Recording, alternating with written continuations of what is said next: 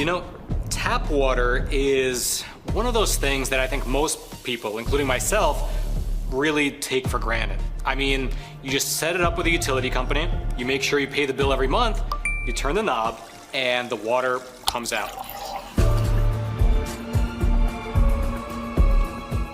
However, hackers in other countries that want to do harm to America, they don't take that water for granted, and instead, they see it as a perfect weapon, a weapon that can be used to kill, injure, or perhaps dehydrate a fairly large area. And this is no longer the realm of science fiction, and it's no longer a threat that we might have to look forward to in the next decade.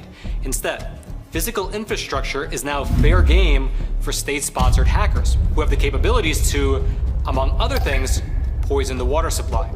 With the stroke of a few keys on a computer keyboard, you can have Chinese, Russian, Iranian, North Korean hackers taint the very water that comes out of our taps. And this is really all part of a new global battlefield where world powers, they no longer just compete using direct kinetic warfare. Instead, they're constantly trying to, under the surface, exploit each other's weaknesses. So today, let's peel back the veil just a little bit and get a glimpse into these water wars, as well as some advice that you might take to protect both yourself and your family.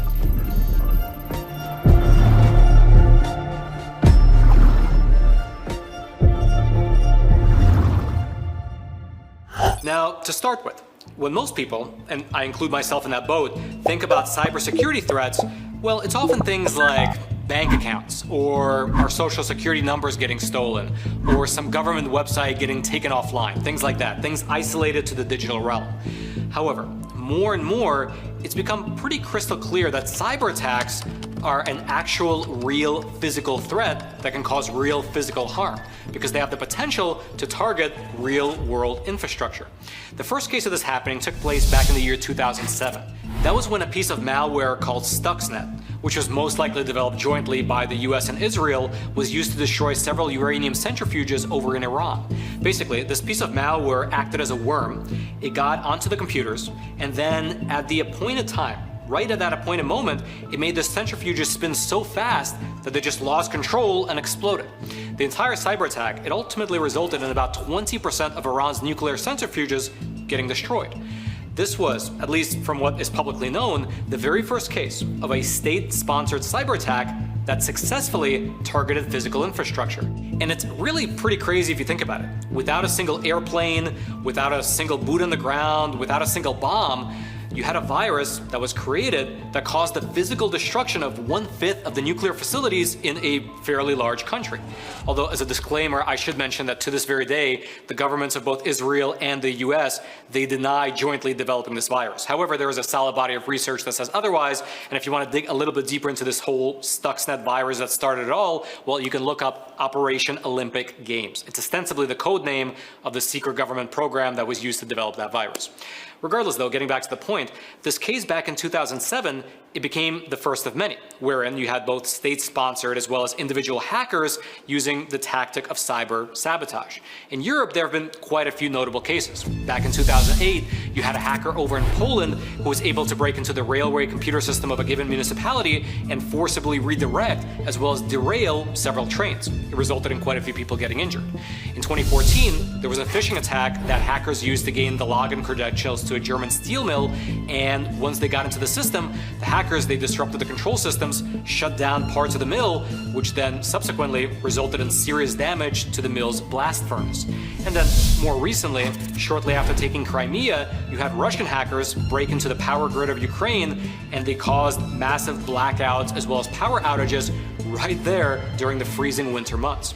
So that's Europe, though. Let's focus our discussion on the US. In the year 2013, there was a cyber attack on a hydroelectric dam in New York State, which was likely carried out by Iranian-backed hackers.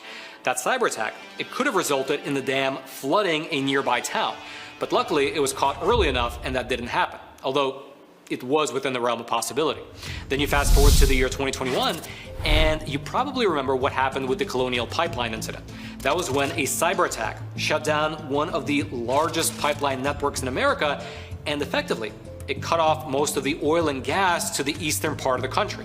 Now, the suspected group behind that attack was DarkSide, a hacker outfit believed to be working out of Russia as a direct response to the Colonial Pipeline hack. You might remember that shortly afterwards, after the attack, Joe Biden actually spoke with Vladimir Putin over in Geneva. And during that meeting, Joe Biden gave Putin a list of 16 critical infrastructure entities that were off limits to Russian hackers.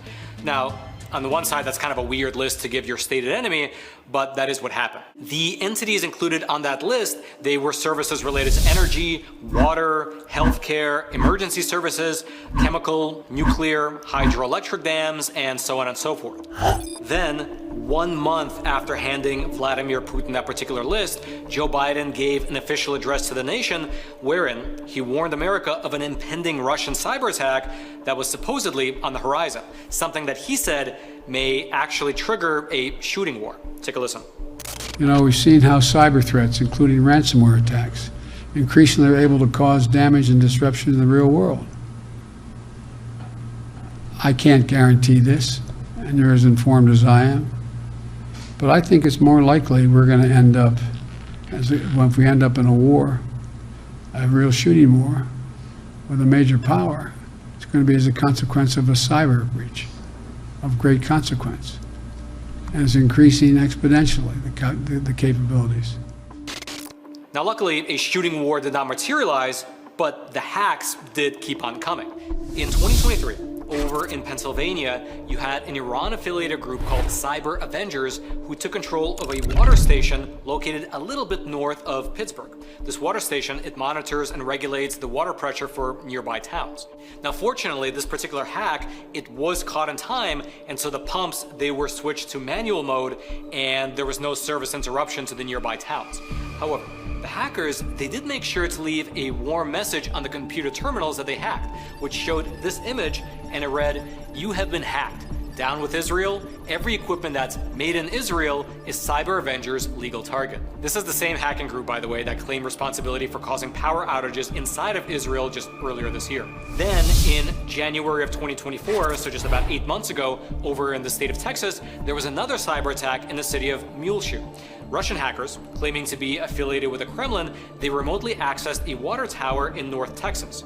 Once inside, the hackers, they caused thousands of gallons of water to overflow for hours on end, leading to an actual state of emergency to be declared.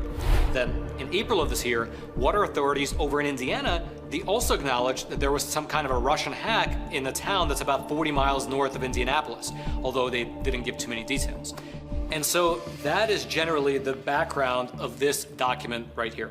Earlier this year, this is a letter that was sent to every governor of every state in the US. It was jointly written by two men, Mr. Michael Reagan, who is the head of the EPA, alongside National Security Advisor Mr. Jake Sullivan. And in part, they wrote the following, quote, "Disabling cyber attacks are striking water and wastewater systems throughout the United States. These attacks have the potential to disrupt the critical lifeline of clean and safe drinking water, as well as impose significant costs on affected communities." And then, right below that opening statement, this letter goes on to give two specific examples of the threat. One of them, the first, we already mentioned, the Iranian hackers who disabled the water system a little bit outside of Pittsburgh, Pennsylvania. However, it's the second example that they give in this letter, which is really worth highlighting. Here's what they wrote, quote, "The People's Republic of China state-sponsored cyber group known as Volt Typhoon has compromised information technology of multiple critical infrastructure systems, including drinking water in the United States and its territories. Volt Typhoon's choice of targets and pattern of behavior are not consistent with traditional cyber espionage. Federal departments and agencies assess with high confidence that Volt Typhoon actors are pre-positioning themselves to disrupt critical infrastructure operations in the event of geopolitical tensions and/or military conflicts." That's right. A Chinese communist hacker group called Volt Typhoon has been quietly worming their way into critical infrastructure systems throughout the whole nation and then doing nothing, just patiently waiting until the opportune moment arrives. And apparently they are very patient. In fact, this letter, it has a hyperlink that takes you to a 45-page joint cybersecurity advisory report, you can see it up on your screen, which outline the cyber efforts of communist China to attack America. And included in that report is an admission that Volt Typhoon, the CCP hacking group, has maintained access footholds within some victim systems for at least 5 years. Again, they're just sitting there quietly, observing and biding their time. And just as an aside, outside of just water, there's also evidence that Volt Typhoon has also gotten into organizations spanning the gamut: communications, manufacturing, utility, transportation, construction, maritime, government, information technology, and education sectors. And that again, after getting access into these systems, they're just sitting there quietly waiting. Waiting for what? Well, during a recent hearing that was held by the House Select Committee on the Chinese Communist threat, you had Congressman Mike Gallagher, who's both the chairman of the committee and he's also a former Marine Corps intelligence officer, and he said the following. In the past few years, our intelligence and cybersecurity agencies have discovered that the CCP has hacked into American critical infrastructure for the sole purpose of disabling and destroying our critical infrastructure in the event of a conflict over Taiwan, for example. This is the cyberspace equivalent of placing bombs on American bridges, water treatment facilities, and power plants. There is no economic benefit for these actions. There's no pure intelligence gathering rationale. The sole purpose is to be ready to destroy American infrastructure, which would inevitably result in chaos, confusion, and potentially mass casualties.